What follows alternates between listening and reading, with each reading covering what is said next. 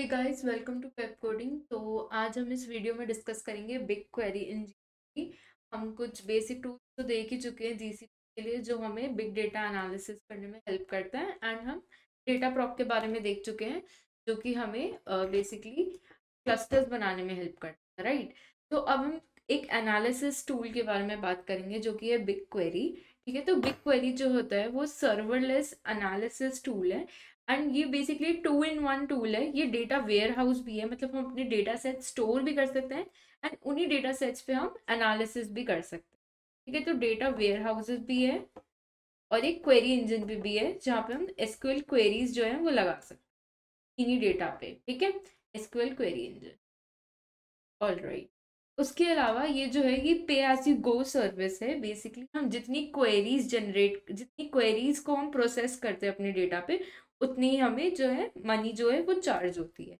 ठीक है, तो ऐसे नहीं कि हमारे डेटा सेट पे जो है वो हमारी क्वेरीज, जो हमारे डेटा सेट पे उस पर मनी डिपेंड करने वाला है, क्वेरीज पे डिपेंड करेगा।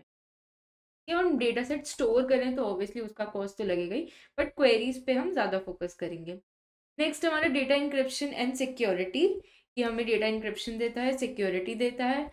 उसके अलावा ये डिफाइन हमें प्रोजेक्ट रोल्स डिफाइन करने में हेल्प करता है। बेसिकली अगर कोई डेटा का पार्ट है, इनफैक्ट समझ लीजिए कोई रो या फिर कोई स्पेसिफिक टेबल है, ठीक है, जो हमारे किसी प्रोजेक्ट पे जो एक पूरी टीम काम कर रही है, उन मेंबर्स को किसी सिर्फ टेबल का एक्सेस देना है, तो हम सिर्फ वो एक्सेस जो है उनको एक्सेसिबल करा सकते हैं। बेसिकली हम सेपरेटली जो है रोल्स डिफाइन कर सकते हैं। ठीक है, तो जिससे सिक्योरिटी भी बनी रहती है एंड जो है मैनेजमेंट बेटर रहती है। ठीक है, उसके अलावा जब हम एनालिसिस कर लेते हैं अपने बिग क्वेरी से, यानी कि हम अपना डेटा जो है वो पूरा रेडी कर लेते हैं फॉर एमएल मॉडल्स। बेसिकली ये फाइनल स्टेप होता है। इसके बाद हम डेटा जो है डायरेक्टली अपने मशीन लर्निंग मॉडल्स को फीड करा सकते हैं या फिर बिजनेस इंसाइट्स के लिए यूज़ कर सकते हैं, यानी कि विजुअलाइजेशन एंड ऑल। ठीक है, तो ये हमारे कुछ 5 की पॉइंट्स थे जो हमने देखा बिग क्वेरी में। तो अब हम इसका एक हैंड्स ऑन लेंगे गूगल क्लाउड प्लेटफॉर्म पे। बेसिकली तो हम इसमें एक डेटा स्टोर भी करेंगे एंड सीक्वल क्वेरी इंजन, यानी कि एक क्वेरी भी जनरेट करेंगे इस पे डेटा पे। ठीक है, ताकि बेसिकली हम क्वेरी जनरेट करते हैं, डेटा को एनालाइज करते हैं, ताकि उसको एमएल मॉडल के लिए रेडी कर दे। तो चलिए चलते हैं अपने गूगल क्लाउड प्लेटफॉर्म। ठीक है, तो हम अपने गूगल क्लाउड प्लेटफॉर्म पे आ गए हैं। तो चलिए चलते हैं अपने बिग क्वेरी पे। सिंपल हम अपने नेविगेशन बार पे जाएंगे। ठीक है, उससे पहले हमने अपना प्रोजेक्ट जो है यहाँ पे पेप कोडर चूज कर रखा है। ठीक है, यहाँ से हम प्रोजेक्ट स्विच भी कर सकते हैं, वट एवर यू लाइक। ठीक है, या फिर न्यू प्रोजेक्ट भी क्रिएट कर सकते हैं एज पर योर चॉइस। ठीक है, प्रोजेक्ट हम डिस्कस कर ही चुके हैं, बेसिकली लॉजिकल डेटा सारा एक साथ। ठीक है, तो हमने यहाँ पे अपना प्रोजेक्ट ऑलरेडी चूज किया हुआ है। उसके बाद अब हम जाएंगे यहाँ पे बिग क्वेरी पे। मैंने पिन कर रखा है, बट अगर हम इसको एज इट इज बिल्कुल स्टार्टिंग से निकाल रहे हैं, तो हम कैसे निकालते हैं? बेसिकली जो हमने पिन कर रखा होता है, उसके वहाँ पे हमारा जो बिग डेटा वाला सेक्शन है, वहाँ से हम सीधा जो है बिग क्वेरी को भी एक्सेस कर सकते हैं। तो ये हमारा बिग क्वेरी खुल गया है। कुछ इस तरीके का हमारा जो है इंटरफेस है। अब हम जो अपनी क्वेरीज और डेटा जो अपलोड करने वाले हैं, वो थ्रू इंटरफेस करने वाले हैं, यानी ग्राफिकल यूजर इंटरफेस। ये सारी जितने भी हम स्टेप्स कर रहे हैं अभी तक, हमने जो क्लस्टर बनाया, हम जो यहाँ पे अभी डेटा अपलोड करेंगे, उस पर क्वेरीज जनरेट करेंगे, ये सब हम थ्रू कमांड लाइन इंटरफेस भी कर सकते हैं। ठीक है, जो हमारा क्लाउड शेल होता है, वो हमारा पूरा यहाँ पे क्लाउड शेल, ये आइकन आ रहा है मेरे पास, एक्टिवेट क्लाउड शेल। इसको क्लिक करके हमारा पूरा इंटरफेस, हमारा कमांड लाइन इंटरफेस जो है वो जनरेट हो जाता है। ठीक है, तो हम इसको यूज करके भी अपनी सारी ऑपरेशंस कर सकते हैं, बट अभी हम इसको यूज नहीं करेंगे, ताकि हम इजीली अंडरस्टैंड कर सके स्टेप बाय स्टेप कि एक्चुअली में हो क्या रहा है। सिंपली कमांड्स लिख के कभी कभी चीजें क्लियर नहीं होती है, तो हम इसलिए अभी स्टेप बाय स्टेप देखेंगे ग्राफिकल यूजर इंटरफेस के थ्रू ही। ठीक है, तो इसको मैं क्रॉस कर रही हूँ। तो चलिए अब हम करने क्या वाले हैं, सबसे पहले हम अपना डेटा स्टोर करेंगे। ठीक है, एंड देन उस पर क्वेरीज जनरेट करेंगे। Very simple. सबसे पहले अपना प्रोजेक्ट यहाँ पे हमारा पिंड है, अगर आपका नहीं है तो प्रोजेक्ट पिन कर लो। ठीक है, उसके लिए कुछ भी नहीं करना होता, बस यहाँ पे हमारे पास ऑप्शन आएगा to pin a project, basically add data. तो हमारे पास ऑप्शन आएगा पिन अ प्रोजेक्ट, तो यहाँ से हम प्रोजेक्ट पिन कर सकते हैं। ठीक है, तो चलिए अब हम अपना डेटा ऐड करना शुरू करते हैं। बेसिकली एक डेटा सेट क्रिएट करेंगे। सबसे पहले तो यहाँ पे व्यू एक्शन करके जो हमारे 3 डॉट्स हैं, इनको क्लिक करेंगे एंड यहाँ पे हमारे पास ऑप्शन आएगा क्रिएट डेटा सेट। तो let's create a data set. ठीक है, तो मैं एक डेटा सेट आईडी दूंगी, यहाँ पे कुछ भी दे देते हैं, लेट्स गिव डेटा 1 2 3। ठीक है, तो मेरा डेटा सेट आईडी होगी। डेटा लोकेशन देते हैं, तो डेटा लोकेशन में अपनी जो मेरे सबसे नियरेस्ट होगी वही दूंगी ऑब्वियसली।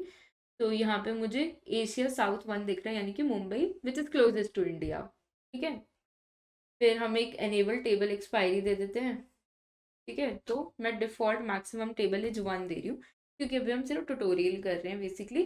तो एक मैक्सिमम टेबल एज दे दी, मतलब 1 डे के बाद ये टेबल अपने आप खत्म हो जाए। नेक्स्ट हम करते हैं क्रिएट डेटा सेट। ठीक है, तो हमारा डेटा सेट जो है वो क्रिएट हो जाए। Data 1 2 3 created.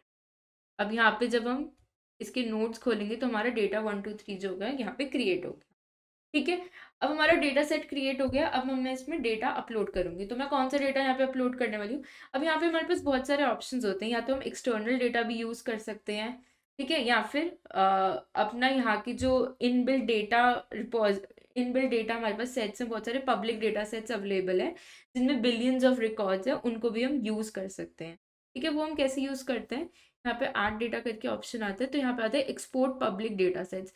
इसको अगर क्लिक करते हैं तो हमारे यहाँ पर बहुत सारे पब्लिक डेटा सेट्स अवेलेबल हैं जिनको हम यूज़ कर सकते हैं। Bitcoin cash on chain transaction data, bitcoin crypto currency, ये हमारा बिटकॉइन वाला data, Argentina real estate listing, तो ये सारा हमारा जो है वो डेटा आ जाता है।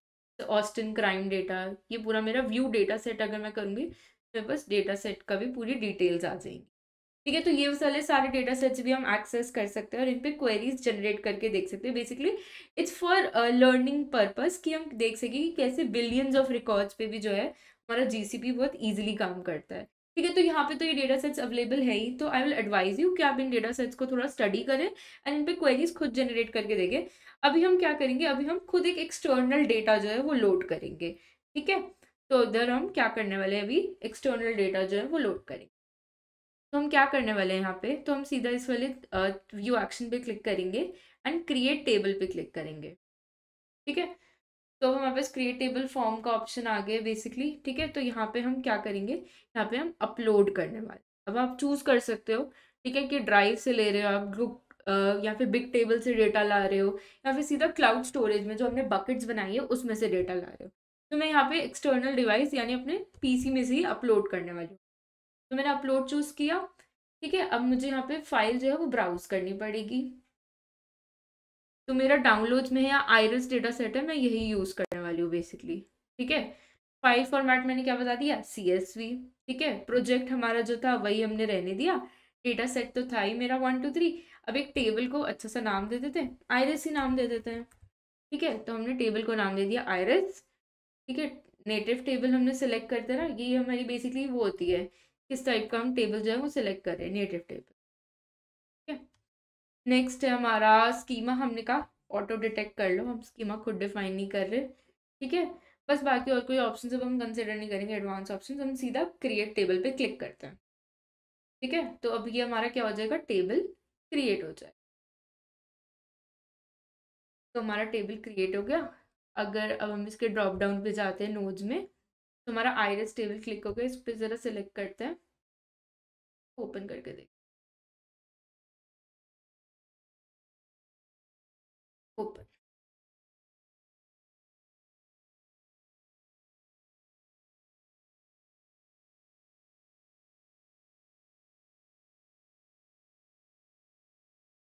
यहाँ पे हम आइरिस पे अपने आ गए। ठीक है, तो ये हमारा आइरिस हमें बता रहा है कि कौन कौन सी यहाँ पे फील्ड्स है और उनके टाइप बता रहा है। ठीक है, मोड बता रहा है, नलेबल नलेबल। एंड उसके अलावा हम यहाँ पे प्रीव्यू भी देख सकते हैं। प्रीव्यू में हमारे पास पूरा डेटा सेट हमें एज इट इज दिखाई देगा कि क्या क्या हमारे पास फील्ड्स हैं, क्या क्या वैल्यूज हैं।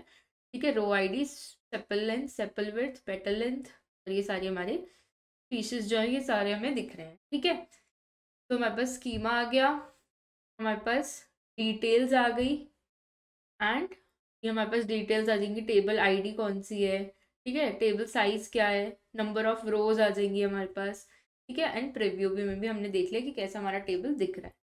ठीक है, चलो बहुत ही बढ़िया, हमारा टेबल यानी कि हमारा डेटा सेट जो है वो हमने लोड कर लिया, यानी कि हमने फर्स्ट काम कर लिया है डेटा स्टोर करना, क्योंकि हमारा बिग क्वेरी जो क्या है वो हमारा डेटा स्टोरेज में भी हेल्प करता है एंड उसमें क्वेरीज भी जनरेट करने में हमें हेल्प करता है। तो हमारा फर्स्ट काम तो हो गया, तो चलिए चलते हैं अब अपनी क्वेरी जनरेट करते हैं। तो मैं यहाँ पे सिंपल अपने एडिटर पे आऊँगी और एक क्वेरी लिखते हैं प्यारी सी, ठीक है, तो मैंने क्वेरी लिखी हुई है, उसी को कॉपी पेस्ट करते हैं एंड यहाँ पे चला के देख। ठीक है, तो इस क्वेरी को कॉपी करते हैं,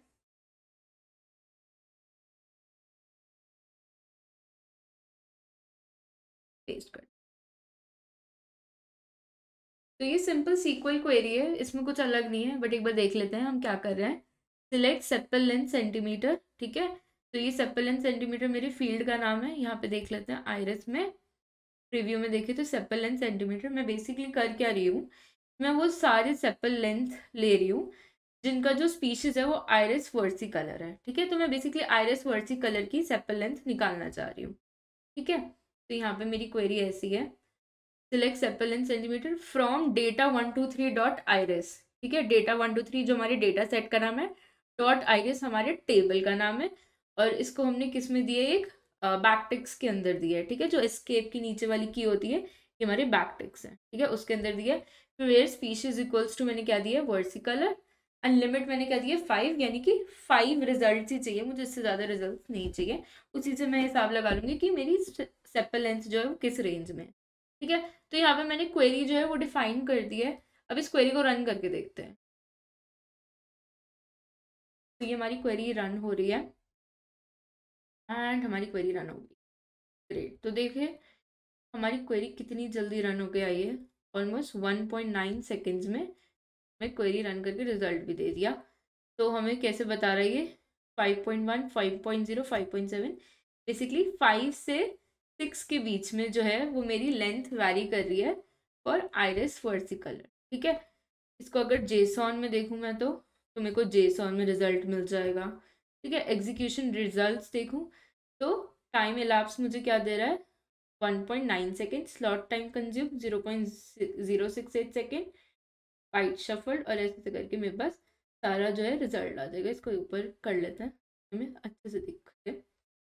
ठीक है, आउटपुट, वेट, क्यूट, राइट, सबका मुझे जो है वो टाइम भी बता रहे कि हर चीज़ को करने में कितना टाइम लगा। वेट करा, फिर 81 मिली सेकेंड्स में रीड किया, कंप्यूट 4 मिली सेकेंड्स में किया, एंड जो आउटपुट राइट किया वो 3 मिली सेकेंड्स में किया। ठीक है, तो ये सारा एवरेज भी आ गया और मैक्सिमम भी आ गया, और इस तरीके से हमने जो है अपना डेटा जो है वो क्वेरी किया।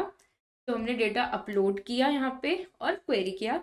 तो ऐसे जो है हम अपना डेटा जो है यहाँ पे कैसा भी डेटा एनालाइज कर सकते हैं बहुत इजीली। या तो हम बिग टेबल से भी ला सकते हैं, एक्सटर्नल स्टोरेज से ला सकते हैं। ठीक है, तो हम डेटा किसी भी टाइप का यहाँ पे इंपोर्ट कर सकते हैं एंड देन उस पर क्वेरीज जनरेट कर सकते हैं, बेसिकली एनालिसिस प्रिपेयर कर सकते हैं, ताकि हम देख सकें कि डेटा में क्या अप्स एंड डाउन है। ठीक है, एंड देन उसको हम ML मॉडल के लिए डायरेक्टली यहाँ से फीड कर सकते हैं, बेसिकली यहाँ पे चेंजेस भी कर सकते हैं। तो आई होप आपको समझ आया होगा। Thank you for watching and thank you for your patience.